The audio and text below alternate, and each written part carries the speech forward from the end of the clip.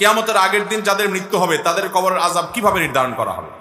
আমাদের অনেক নাস্তিক বন্ধু আছেন, তাদের খোঁচাখুচি করা অনেকগুলো প্রশ্ন আছে, এবং অনেক সংশয়বাদী মুসলমান আছে যাদের এই প্রশ্নগুলো থাকে।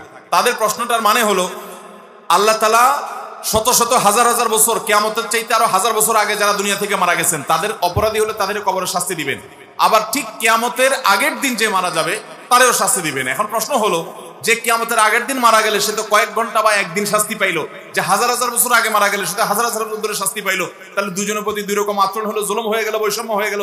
এটা তো আল্লাহ তাআলা করার কথা না। কিভাবে আল্লাহ সমন্বয় করবেন? আমরা বলি, ভাই, আল্লাহ রাব্বুল আলামিন কোরআনে বলেছেন, ওমা রাব্বুকা বিযাল্লামিন লিল আবিদ, তোমার রব বান্দার প্রতি জুলুম করবেন।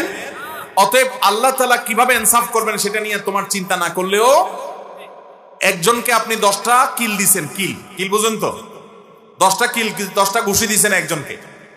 এই ঘুষিগুলা দিছেন হলো 100 টাকা ওজনের, 100 টাকা ওজনের 10টা ঘুষি দিছেন আস্তে আস্তে।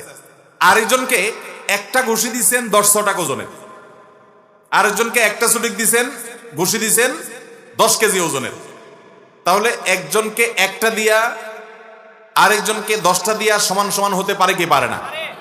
হাজার বছর আগে যে মারা গেছে কবরে, আল্লাহ তাআলা তাকে শাস্তি দিয়েছেন এক পর্যায়ে, একদিন মাত্র কিয়ামতের আগে মারা গেছে, একে শাস্তি দিয়েছেন, তার শাস্তির মাত্রা ভিন্ন পর্যায়ের হতে পারে। কিভাবে ব্যালেন্স করবেন, কিভাবে ইনসাফ করবেন সেটা আল্লাহ ভালো জানেন, কিন্তু আল্লাহ তাআলা ইনসাফ করবেন, তিনি জুলুম করবেন